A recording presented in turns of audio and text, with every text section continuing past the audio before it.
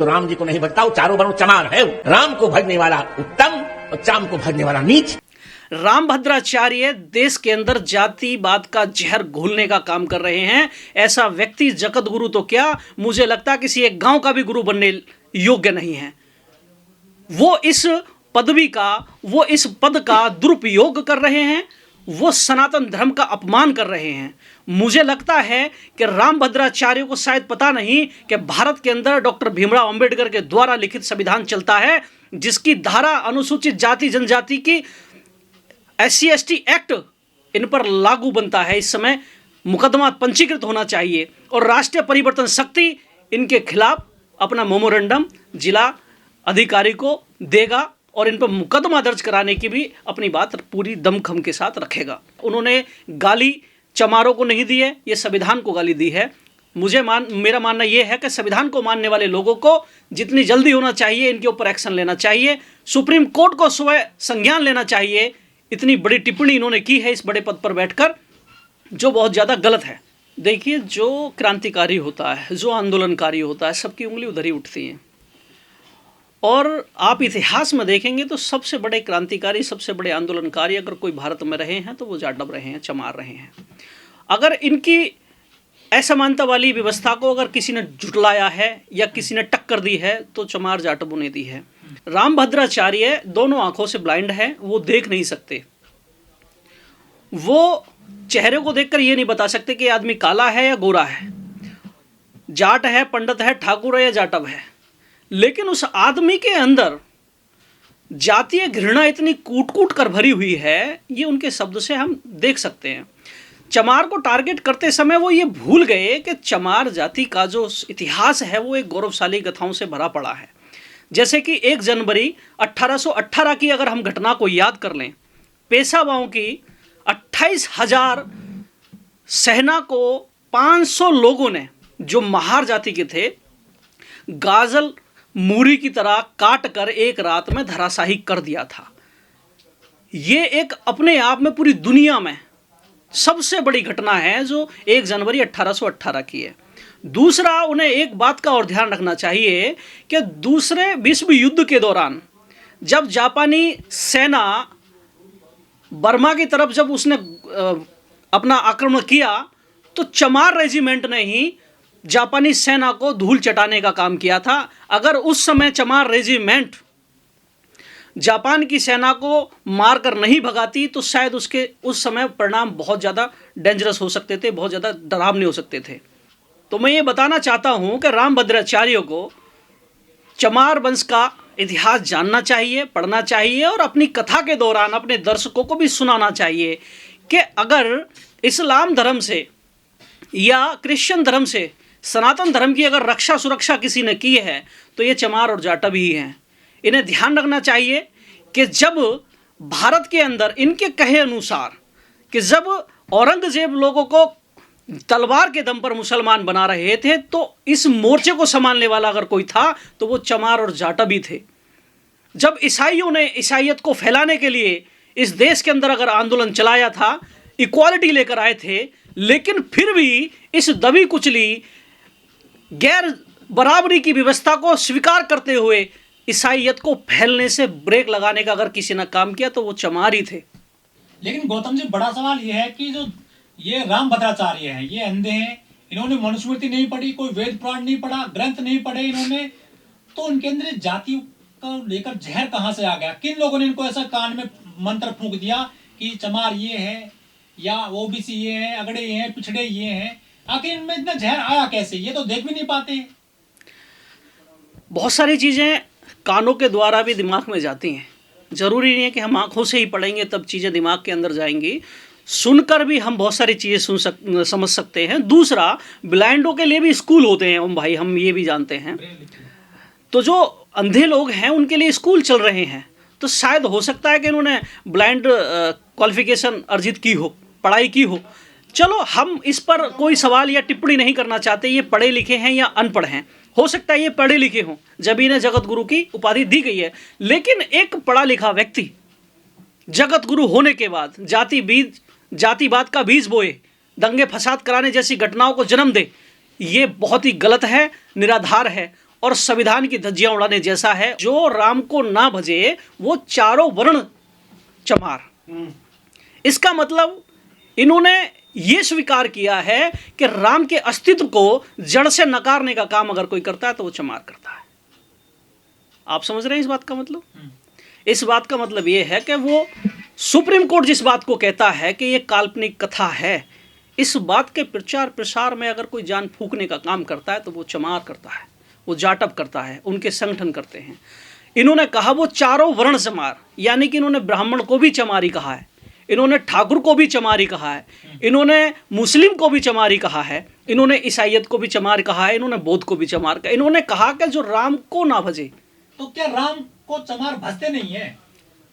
ये आपको शायद पता ना हो, राजस्थान में एक घटना हुई कि जहां पर अनुसूचित जाति अनुसूचित जनजाति के लोगों का जो चंदा अज्ञानता के कारण कुछ लोगों ने इकट्ठा कर लिया था।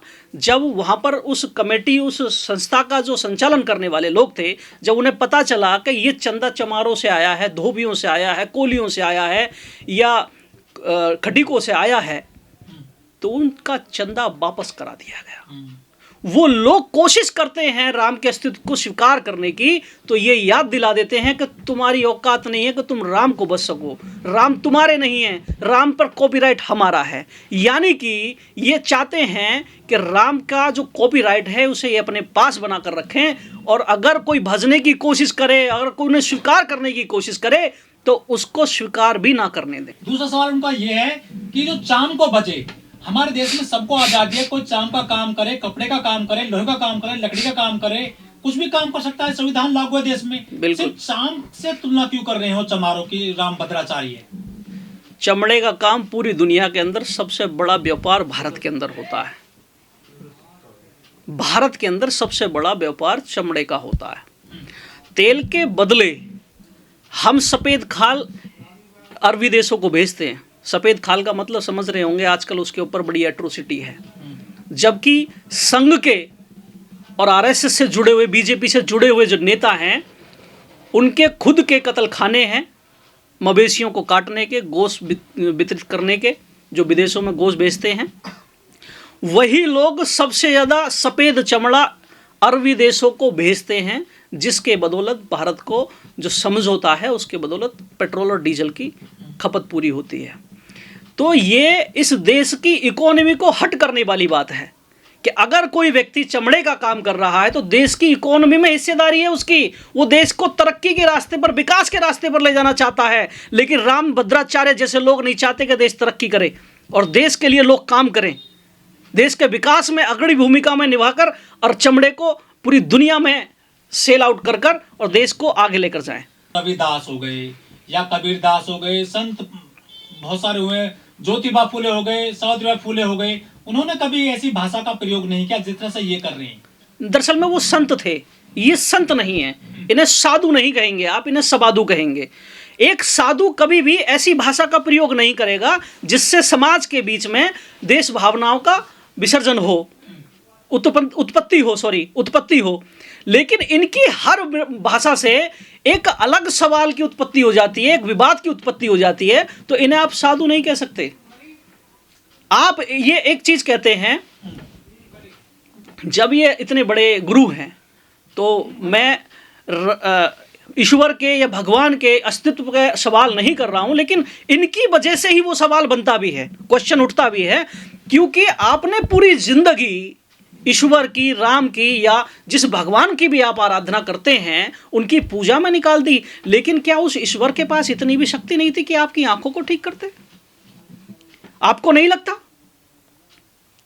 तो ये सवाल ईश्वर के या राम के अस्तित्व का जो सवाल है वो राम भद्राचार्य के कैरेक्टर से ही निकल कर आता है। लेकिन राम भद्राचार्य के दरबार में खुद मोदी जी जाते हैं, योगी जी जाते हैं, बड़े बड़े नेता मंत्री जाते हैं। ये तो बहुत ऊंचे जगत गुरु हैं, वीआईपी लोग इनके चरणों में जाते हैं। ओम भाई, इस समय भारत के अंदर जो अंधविश्वास वाला जो एक्ट है, अंधविश्वास को रोकने के लिए, उसे ख़त्म कर दिया गया है। आप जिस तरीके से भारत की सरकार अंधविश्वास को बढ़ावा दे रही है, भारत की सरकार के बाकायदा बैनर लग रहे हैं, प्रधानमंत्री बड़े बड़े आयोजनों पर पूरी की पूरी राम कथा चल रही है, पूरी की पूरी हर चीज़ मतलब अंधविश्वास से लिप्त है सारी चीज़ें। आज कोई भी कोर्ट या कोई भी कानून और लॉ को मानने वाला, संविधान को मानने वाला व्यक्ति इस पर क्वेश्चन नहीं उठा रहा है कि आप अंधविश्वास को बढ़ावा कैसे दे सकते हैं, आप किसी एक धर्म की बात कैसे कर सकते हैं। आप अगर देश के प्रधानमंत्री हैं तो जितने भी धर्म देश के अंदर चलते हैं आप उन सभी को समान नज़रों से देखोगे, लेकिन देश का प्रधानमंत्री ऐसा नहीं कर रहा है, प्रदेश का मुख्यमंत्री ऐसा नहीं कर रहा है। वो नजर आ रहे हैं किसी एक धर्म के प्रति अपना पूरा व्यवहार करते हुए और दूसरे धर्म पर कटाक्ष करते हुए। ये जो कथावाचक है हमारे देश में पिछले 4-5 साल से ये आरक्षण को निशाना बना रहे हैं, दलितों को निशाना बना रहे हैं, चमार को निशाना बना रहे हैं, ये कहना क्या चाहते हैं आखिर? देखिए मैं बता दूं, ये कहना चाहते हैं, आपको शायद पता ना हो कि भारत के अंदर एक दलित वर्ग और बना, सवर्ण दलित, जिसे हम कह सकते हैं सवर्ण दलित, जिसे कहते हैं EWS का जो कोटा बना। इन्होंने जब आरक्षण की अगर हम बात करें तो EWS का जो कोटा है 10% का, वो 10% नहीं है, वो 98.9% है। क्योंकि अब जो नौकरी निकली है EWS लागू होने के बाद, आप देखेंगे बड़ी मात्रा में अनुसूचित जाति, अनुसूचित जनजाति और OBC अन्य पिछड़ा वर्ग का जो ग्राफ है नौकरियों में निकलने वाला, चाहे वो पुलिस की नौकरी हो, फौज की नौकरी हो या अन्य कोई भी नौकरी हो, उनमें देखेंगे तो नामात्र हैं, सिर्फ कॉलम की भी पूर्ति नहीं की जा रही है।